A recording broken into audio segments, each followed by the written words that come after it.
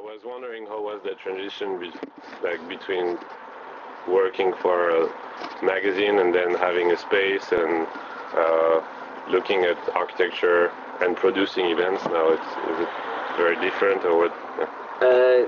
It's actually obvious. The differences are obvious, but actually there are a lot more similarities than one might imagine. Because excuse me again. In fact, running a gallery is very much, there's a very, ultimately a strong editorial component in that you have to really kind of think about it as not just a single idea, but kind of a bit like cooking, like a recipe. So like a multiplicity of ideas that have to kind of come together to form something that is larger than each a single one of these ideas. So in fact, and that is something that I really learned from when I was working in the magazines, is like the balance of a good issue, like what makes a good issue against a not so good issue, is that diversity, the kind of mix. The contrast and...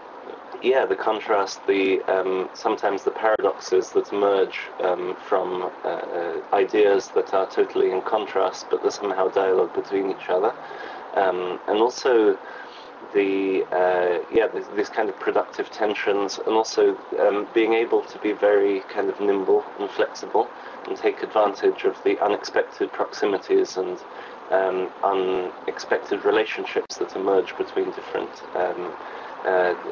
elements and the different aspects of the content. At the same time, there are obviously things that are very particular to running a gallery that I really kind of learned, as we all learned here as we went along. Storefront is a kind of a place that's in continual evolution, but that ultimately has somehow succeeded in maintaining an incredibly strong idea since the beginning. Since it was founded in 1982, and in fact I think that that is kind of actually a really important point, that Storefront is more than a gallery. So in fact what I learned when I came to this job is that it's more than simply just organizing exhibitions. It's actually that Storefront is really like Storefront is itself a very strong idea, a concept, a way of looking at the world, and it is almost like a political position in a way, the gallery itself, which is much bigger than any of the people who work here, or even the people who conceived of it at the beginning. It's kind of grown into something that's much bigger than all of the single parts that are contained inside it. So, in fact, that is the incredible strength of this institution. It's not the only institution that is this way. There are many others, but certainly in the architecture world, I think it's probably in the art world. I think there are more. There aren't so many in the world of architecture, and I think this is one of the ones that is characterized by the strongest. I mean, you've been archiving for like 25 years. Exactly. Performance. Exactly. That were always on the front edge of architecture. So it's not just a gallery that is open recently and that has emerging artists. It's also building history and. For sure.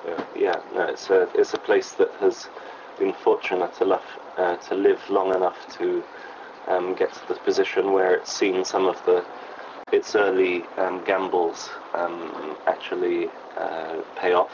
So some of the kind of people who, like Diller Scofidio, did their first exhibition here, and of course now they've become not just one of the most polyhedric and diverse and well-known practitioners in New York, but in the whole of the US. So that's part of it. I mean, it's not simply the role of Storefront. It's not simply to kind of anoint people who will then become successful.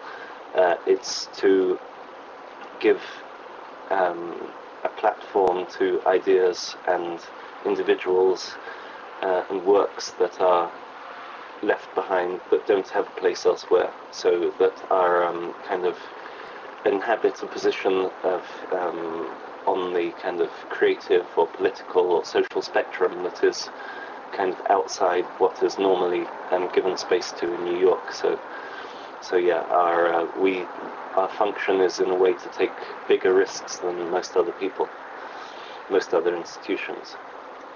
So you organized the facade has just been renovated, right? Yeah. And so you're doing a lot of events here, but also outside. And as you're saying, it's going broader than just what it has been for the past.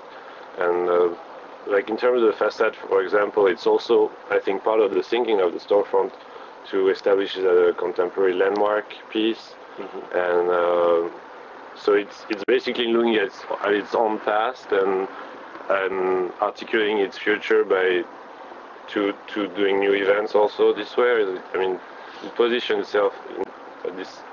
Yeah, well, with regard to the outside events, I think what we discovered is that there are two aspects to that. One is the events that we've been doing outside the gallery here in New York, and that is relatively new. It's not something that Storefront has always done, but I think what we've discovered is that there's a lot of one of the kind of fundamental ideas of Storefront, which is one thing that I always like to quote, which I think is really great description of Storefront, is something that Kyung Park, the founder, told me.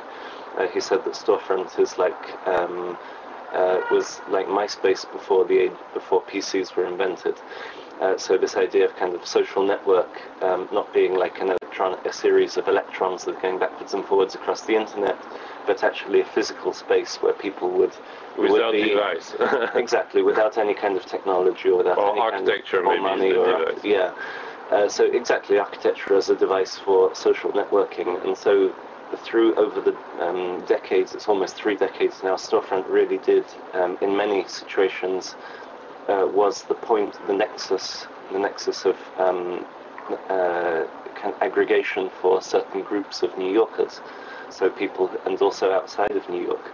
So that is a fundamental role of Storefront, and we've discovered that is actually increasingly important, our role in getting people together to discuss pressing topics and issues, and also to kind of re-evaluate the role of architecture within society, and to use architecture and art as a way of looking at